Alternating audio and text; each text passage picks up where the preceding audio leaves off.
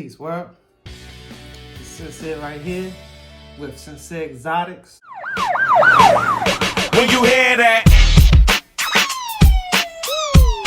that's the sound of the police. Today we're gonna talk about how this industry is looking and how some of these people get into the industry.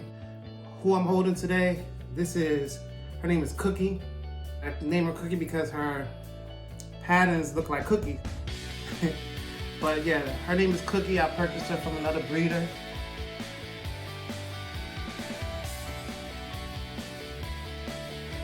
I am in the process of getting her conditioned to breed herself. But she's what we would call a pied. She's just a regular single gene pied.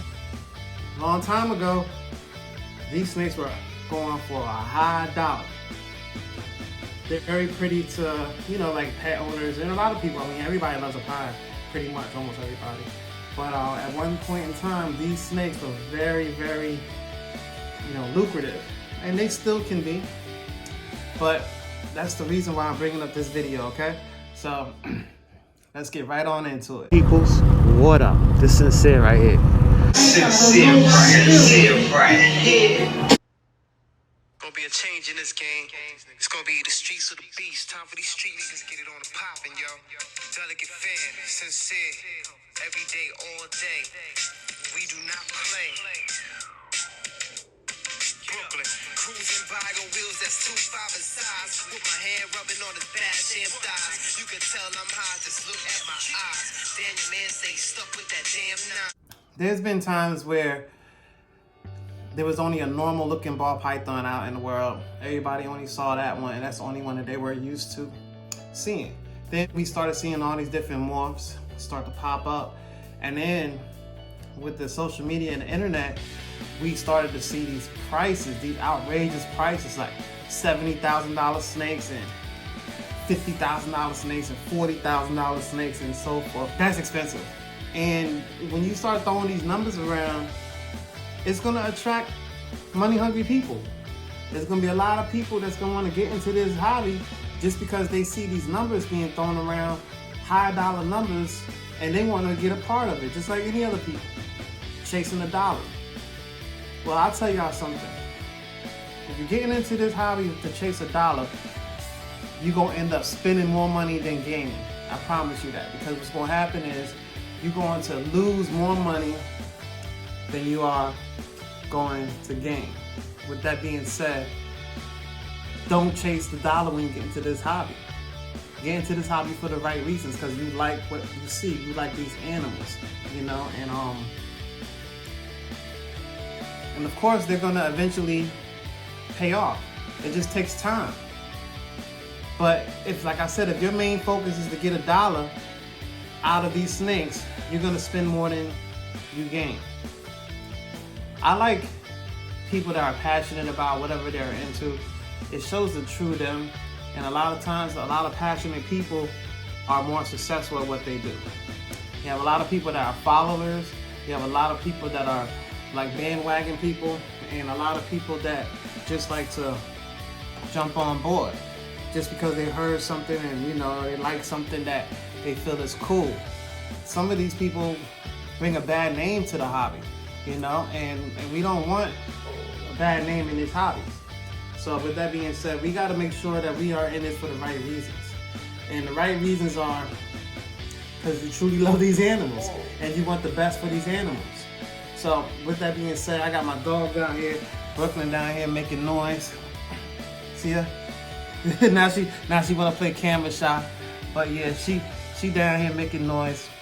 She want attention. She always wants special attention. And I ain't gonna hesitate. I'm gonna give it to her whenever she want it. But yeah, make sure when you get into this hobby, you really are getting into this hobby for the right reasons. Because a lot of people that are getting into it just for the money are bringing a bad name into it. You have a lot of judgmental people that's in this hobby that would like to get you out of this hobby quicker than you can blink. They look for flaws in your progress. They look for anything negative that they could share and use against you. But like I said, the true people that are really into this hobby for the right reasons, they're gonna uplift you. They're gonna They're gonna help you out. They're gonna give you the proper advice. They're gonna treat you right. They're not gonna talk bad about you. They're not gonna try to hurt you or sabotage you. But we need to learn the difference from who's really into this hobby for the right reasons. And you know, the only way you can tell is through time. Time is the best revealer. Like, through time, we are gonna learn who is who, because only the strong survive. And those that, this ain't no easy hobby. So those that are in this thinking it's gonna be easy and think they're gonna get a quick dollar and get a quick rich scheme, they in for a big surprise. And they don't last long. And then eventually what's gonna happen is they're gonna leave. They're gonna leave this hobby. So, you know, just be aware of these overnight guys that try to make it a success overnight, because it ain't gonna happen. You can watch all the other big breeders try to copy their styles and their techniques, but they already created and generated a good following. People will trust them. You could have the same exact snakes as one of these top breeders and even have it for a cheaper price, and nobody will buy from you. Why? Because they don't know who you are. Who are you? Why do I trust sending my money to you? Why would I send my money to you? I don't know who you are. Nobody knows who you are. So what? You got that snake. I don't even know if you're gonna steal my money, because I have, most of the time in this hobby, you gotta send the money first and then you're gonna receive your product, the snake. So you gotta build trust. You gotta work with people that you trust. You gotta deal with all this type of different kind of scenarios. So, you know, but in this day and time though, the industry, the whole world is actually going through like a recession. So in this hobby right now, it's kind of tough to even try to get sales out there. A lot of people are struggling to sell a reptile. So resort back to day one, when you're a keeper before a breeder to sell. And eventually times will change. The tides will change. As long as you stay focused and you be patient and you keep working to what you've been working for, you will be able to progress and move forward. But in the meantime, don't give up. Keep striving. Keep doing what you love. Because these animals, like I said, they depend on you. These animals, they love us. As long as they know they're getting fed and they got clean enclosures, they will love us. As long as they know we loving on them, they're going to love us back. You know? So make sure you're in this hobby for the right reasons, and make sure that you're doing the right thing. You know, it's going to show in the long run. So y'all stay strong. I want to thank y'all for watching. I appreciate y'all. Click like and subscribe. Show me some love. Share the video. Tell a friend, tell a friend, tell another friend. And you know, we gonna get back at this. All right, we gonna get back at y'all.